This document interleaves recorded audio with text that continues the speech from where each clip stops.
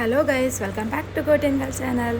Time ಇವಾಗ 10:40 ಆಗ್ತಾ ಬಂದಿದೆ. ಸೊ ಎಲ್ಲರಿಗೂ ಗೊತ್ತು ಇವಾಗ ಸಮ್ಮರ್ ಡೇ ಅಂತ ಹೇಳಿ. ಸಮ್ಮರಲ್ಲಿ ಲಾಸ್ಟ್ ಇಯರ್ ಮಳೆ ಕಡಿಮೆ ಬಂದ ಕಾರಣ ಈ ಸತಿ ಸಿಕ್ಕಾಪಟ್ಟೆ ಬಿಸಿಲಿದೆ.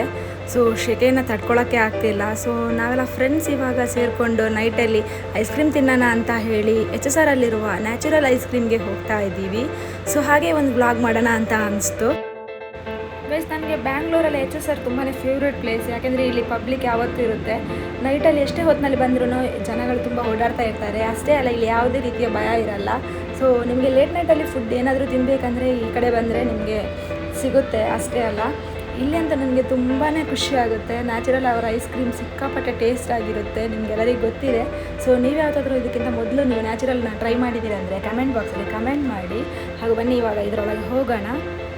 ಸೊ ಗೈಸ್, ನಾವಿಲ್ಲಿ ಇವಾಗ ಇಲ್ಲಿ 4 ಐಸ್ ಕ್ರೀಮ್ನ ಆರ್ಡ್ರ್ ಮಾಡಿದ್ದೀವಿ. ಇಲ್ಲಿ ನೋಡಿ, ಇವರೊಬ್ಬರು RCB ಮ್ಯಾಚ್ ನೋಡ್ತಾ ಇದ್ದಾರೆ ಡೀಪಾಗಿ. ಸೊ RCB ಸೋತು, ಆದರೆ ಎಷ್ಟೇ ಅಂದ್ರೂ RCB ಫ್ಯಾನ್ಸ್ ಒಂದ್ಸತಿ ಆದರೆ RCB ಫ್ಯಾನ್ಸೇ ಯಾವತ್ತಿದ್ರೂ.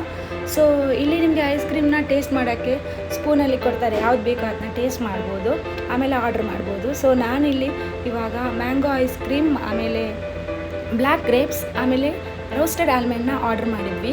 ಒಂದು ಕಪ್ಪು, ಒಂದು 3 ಕೋನಲ್ಲಿ ಆರ್ಡ್ರ್ ಮಾಡಿದ್ವಿ. ಟೇಸ್ಟ್ ಅಂತೂ ಸಿಕ್ಕಾಪಟ್ಟೆ ಚೆನ್ನಾಗಿತ್ತು. ಅಷ್ಟೇ ಅಲ್ಲ, ಇವರ ಸರ್ವಿಸ್ ಕೂಡ ಅಷ್ಟೇ ಚೆನ್ನಾಗಿದೆ.